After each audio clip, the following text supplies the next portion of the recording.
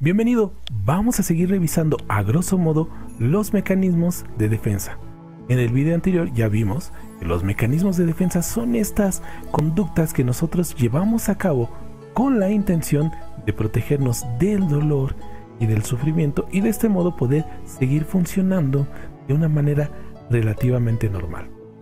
El siguiente mecanismo de defensa es la racionalización, y esto ocurre cuando nosotros nos enfrentamos con emociones que resultan tremendamente abrumadoras, emociones que nos parece que no vamos a poder manejar, y por eso en lugar de abordar la situación desde la parte emocional, lo hacemos desde la parte racional, porque es dándole lógica como nos sentimos más seguros, y de esta manera evitamos tener que enfrentar esas emociones y esas sensaciones que nos están conflictuando.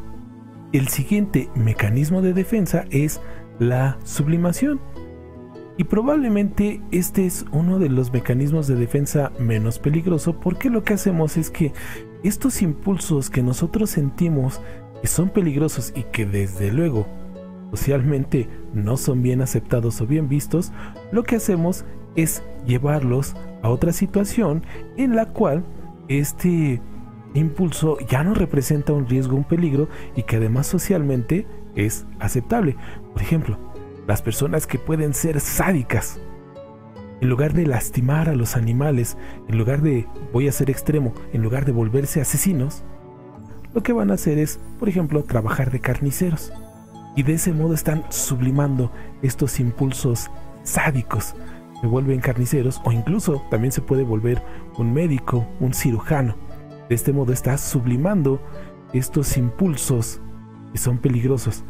O también, como lo puedes ver aquí en la imagen, alguien que es tremendamente agresivo, en lugar de andar buscando bronca en la calle y golpear a quien se le ponga enfrente, de repente se vuelve boxeador, y de este modo puede llevar a la conciencia estos impulsos de una manera aceptable, de una manera que podemos decir es más madura. El siguiente mecanismo de defensa es la formación reactiva. Sí, sé que tiene un nombre un poquito raro, pero en realidad es muy sencillo. Esto hace referencia a que cuando nosotros tenemos estos impulsos, estas conductas que a nosotros mismos nos resultan desagradables, que nos resultan enfadosas, enojosas, etc., lo que hacemos es expresar la conducta contraria. Por ejemplo, puede ser que haya una persona que sea muy pero muy agresiva, pero que en cambio se presente como alguien muy amable. Probablemente de vez en cuando tenga esos exabruptos, porque estos impulsos se le van a salir de control, y esta persona simplemente va a decir, perdona, yo no suelo ser así, perdona mi exabrupto. Y de esta manera lo que hacemos es mantener estos impulsos pues ocultos de nosotros mismos, y de esta manera nos protegemos de tener que enfrentar y aceptar que esos impulsos forman parte de nuestra naturaleza. El siguiente mecanismo de defensa es la procrastinación, es decir, postergar, dejar para después las cosas. Aquello que me despierta angustia, que me despierta ansiedad, como no lo quiero afrontar, lo dejo para después, lo más que se pueda lo voy a dejar para después, y de este modo intento evitar estas sensaciones negativas que me despiertan.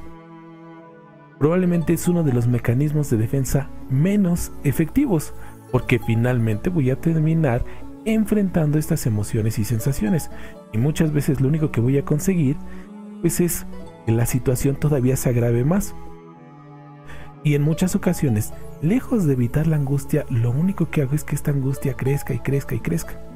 Entonces este mecanismo de defensa, insisto, probablemente es uno de los que menos funciona, a diferencia de, por ejemplo, la sublimación, que probablemente es uno de los mecanismos de defensa más efectivo.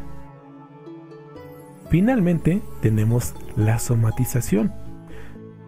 Todos en algún punto hemos experimentado este mecanismo de defensa, y resulta que estas situaciones, estos estímulos que nos resultan dolorosos, conflictivos, enojosos, enfadosos, etc., como los mantenemos en el subconsciente, como lo decía en el video anterior, los queremos ocultar, negar, reprimir, finalmente se terminan manifestando de manera física. Uno de los ejemplos de la somatización es el estrés. Evitamos sentir esta sensación de que nos rebasa la realidad, de que estamos cansados, de que estamos enfadados, enojados, fastidiados. Y como evitamos sentir eso, finalmente lo mandamos hacia el cuerpo y por eso de repente sentimos la tensión en el cuello, en los hombros, en la espalda. Como hay muchísimos ejemplos. Por razones emocionales podemos experimentar dolores de cabeza, náuseas, vómito, malestares estomacales, que eso es tremendamente común. Porque con tal de no enfrentar estas emociones que nos resultan difíciles, las ocultamos, las mandamos al cuerpo y se van a manifestar de esta manera como malestares completamente físicos. Estos entonces son, a grosso modo, los mecanismos de defensa. Ya en posteriores videos iremos revisando con más detalle uno a uno estos mecanismos de defensa, pero no solo sus rasgos y características y ejemplos, sino desde luego también pues cómo es la manera en que podemos ir enfrentando cada uno de estos mecanismos de defensa e incluso cómo podemos hacernos conscientes de cuáles son los mecanismos de defensa que empleamos nosotros mismos. Esa es la intención de esta serie de videos. Antes de despedirme, quiero invitarte para que explores el canal y revises el contenido que ya se ha publicado, porque créeme que seguramente te vas a encontrar con algo que te va a resultar interesante.